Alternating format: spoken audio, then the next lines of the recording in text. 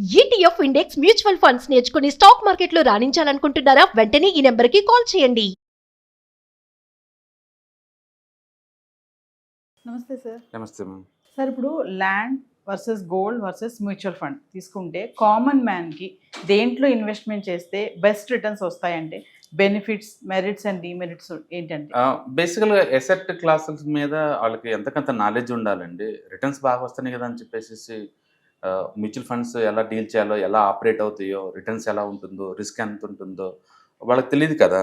అందుకని మీరు చెప్పినట్టు కామన్ జనరల్ పబ్లిక్ అంటే వాళ్ళు ట్రెడిషనల్గా ల్యాండ్ బ్యాంక్ గురించి తెలుసు, వాళ్ళ పూర్వీకులు ల్యాండ్తో డీల్ చేసి ఉంటారు కాబట్టి, అండ్ గోల్డ్ రేట్స్ ఎలా మూవ్ అవుతున్నాయో వాళ్ళకి తెలుసు.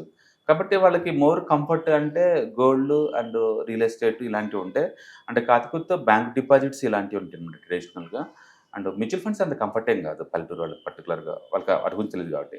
అయితే ఇప్పుడు రాను రాను ఈ సోషల్ మీడియా పుణ్యం అంటూ అది అవేర్నెస్ బాగా పెరుగుతుంది అన్ని చోట్ల. Yes. కాబట్టి ఇప్పుడైతే మ్యూచువల్ ఫండ్స్ కూడా మనం కన్సిడర్ చేయొచ్చు.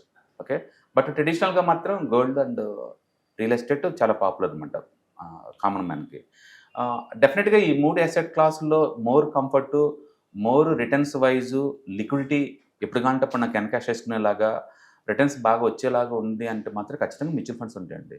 షార్ట్ టర్మ్ పాయింట్ ఆఫ్లో మార్కెట్ వాలటిలిటీ గురవుద్దనే కానీ లాంగ్ టర్మ్ పాయింట్ ఆఫ్లో mutual funds is the best. ఎందుకంటే దీంట్లో అన్ని రకాల అసెట్ క్లాసులు ఉన్నాయి. మీరు ఈక్విటీ పెట్టాలన్నా ఈక్విటీ పెట్టుకోవచ్చు, డెట్ ఫండ్స్ కావాలన్నా మ్యూచువల్ ఫండ్లో డెట్ ఫండ్స్ ఉంటాయి, గోల్డ్లో పెట్టాలన్నా మ్యూచువల్ ఫండ్లో గోల్డ్ మ్యూచువల్ ఫండ్స్ ఉంటాయి, అండ్ రీట్స్లో పెట్టాలన్నా మ్యూచువల్ ఫండ్లో ఉంటాయి. అందుకని మ్యూచువల్ ఫండ్లో అన్ని వెరైటీస్, అన్ని ఫ్లేవర్స్ దొరుకుతాయి. అండ్ మోర్ ఓవర్ మీరు ఎంతని పెట్టుకోవచ్చు, 100 రూపాయలతో కూడా స్టార్ట్ చేసుకోవచ్చు, నెలలో ఏ తారీఖాన్ని కొనుక్కోవచ్చు, బేస్డ్ ఆన్ మీ కంఫర్ట్ని బట్టేసేసి ఎప్పుడు డబ్బులు కావాలన్నా అప్పుడు అమ్మేసుకోవచ్చు. కాబట్టి న్యాచురల్గా మీకు ఆ అసెట్ క్లాస్ గురించి బాగా తెలుసుంటే కనుక అండ్ మ్యూచువల్ ఫండ్స్ బాగుంటాయి. ఎస్. ఎందుకంటే మీకు నచ్చిన యూనిట్స్ని నచ్చిన రేట్ అప్పుడు నచ్చిన టైంలో కొనుక్కొని నచ్చిన టైంలో అమ్ముకోవచ్చు. అన్ని రకాల అసెట్ క్లాస్ ఇక్కడ దొరుకుతాయి కాబట్టి కామన్ మ్యాన్కి, తక్కువ డబ్బు ఉన్న వాళ్ళకి ఎవరికైనా సరే mutual fund is the best. Comfort ఏంటంటే ఎప్పుడు కావాలంటే ఇప్పుడు కొనుక్కోవచ్చు, ఎప్పుడు కావాలంటే ఇప్పుడు అమ్మేసుకోవచ్చు, మన చేతిలో ఉంటుంది. అండ్ అన్ని రకాల అసెట్ క్లాస్ దొరుకుతుంది. బట్ ఎంతకంత బ్యాక్గ్రౌండ్ నాలెడ్జ్ అవసరం అనమాట. ఎస్. రెండోది మనం గోల్డ్ తీసుకున్నాం అనుకోండి, అండ్ ఎమర్జెన్సీలో ఏదైనా అవసరమైతే తనఖా పెట్టుకోవడానికి బాగా పనికి వస్తుంది. అండ్ లాంగ్ టర్మ్లో ఇన్ఫ్లేషన్ బీట్ చేసుకోవచ్చు. బ్యాడ్ థింగ్ ఏంటంటే దాన్ని దాయాలంటే చాలా కష్టం. సెక్యూరిటీ. అవును, మ్యూచువల్ ఫండ్ ఉన్న సేఫ్టీ సెక్యూరిటీ దీంట్లో ఉండవు. ఇంట్లో దాచాలి, కొన్ని ఆర్నమెంట్ రూపంలో కొందాలంటేనేమో మళ్ళీ అరుగుదల ఉంటుంది, మళ్ళీ డిజైన్స్ ఏదైనా మారిందనుకోండి మళ్ళీ మార్చాల్సి ఉంటుంది, ఇలాంటివన్నీ ఉంటాయి అనమాట. కాబట్టి అది కూడా మిగతాలాగానే ఎసెట్ క్లాస్లే కానీ, బట్ ఈ టైపు చూసుకోవాలి కంఫర్ట్ ఉందా లేదనేది. అంటే థర్డ్ వన్ రియల్ ఎస్టేట్ చూసారనుకోండి, ఇల్లిక్విడ్ ఇన్ టైంలో అమ్మలేరు, ఇన్ టైంలో కొనలేరు, పెద్ద మొత్తంలో డబ్బు కావాలి. కానీ ఉంటే ఉన్న బ్యూటీ ఏంటంటే దాంట్లో ఒక భద్రత ఉంటుంది, సోషల్ భద్రత ఉంటుంది, అండ్ కంఫర్ట్ అనిపిస్తుంది లాంగ్ టర్మ్ పాయింట్ ఆఫ్లో. ఏమున్నా లేకపోయినా వాళ్ళు ఉండటం అనేది అద్భుతం అనమాట. అంటే కాబట్టి ఆ ఫిజికల్గా సైకలాజికల్గా కంఫర్ట్ వస్తుంది, కానీ ఎక్కువ డబ్బులు కావాలి. కానీ రిటర్న్స్ పరంగా చూసుకుంటే డెఫినెట్గా రియల్ ఎస్టేట్ అనేది అందరికీ అంత సూట్ అవ్వదండి. లైఫ్లో ఏదో ఒకటో రెండో వాటిలో ఇన్వెస్ట్ చేసుకుంటానికి కుదురుతుందేమో కానీ అంత కంఫర్ట్ ఏం కాదు. అంటే ఈ మూడిట్లో మాత్రం నన్ను అడిగితే మ్యూచువల్ ఫండ్ ఇది బెస్ట్. బట్ ఎంతకంత నాలెడ్జ్ పెంచుకొని అండ్ మ్యూచువల్ ఫండ్లో ఇన్వెస్ట్ చేయడం నేర్చుకోండి. That is the best asset class.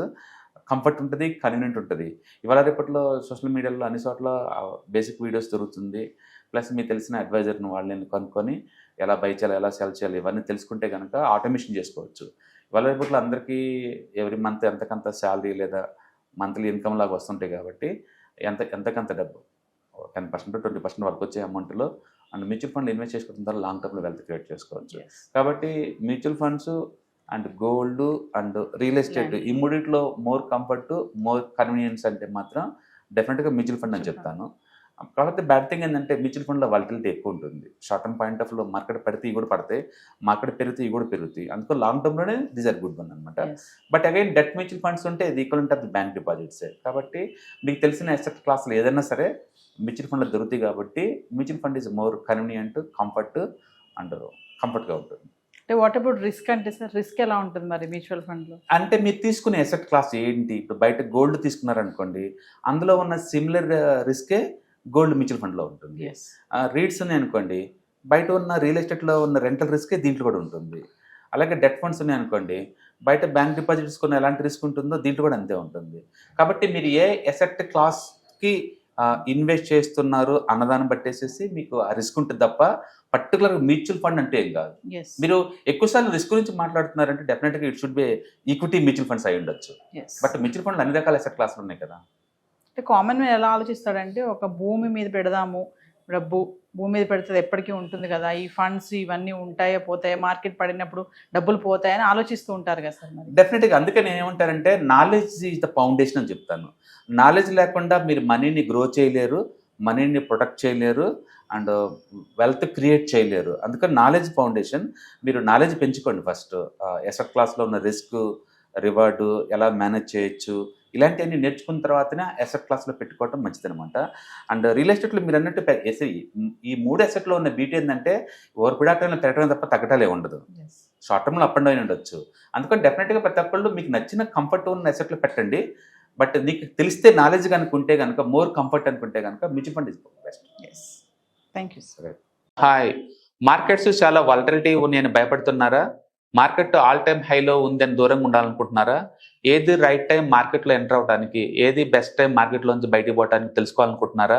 మార్కెట్లో mutual funds, ETFs, index funds ద్వారా మనీ మేక్ చేద్దాం అనుకున్నారా? ఇలాంటి మీ డౌట్స్ కి క్లారిఫికేషన్ కోసం ఈ webinar. ETFs, index funds and mutual funds కోర్సులో జాయిన్ అవ్వండి. మీ డౌట్స్ క్లారిఫికేషన్ చేసుకోండి.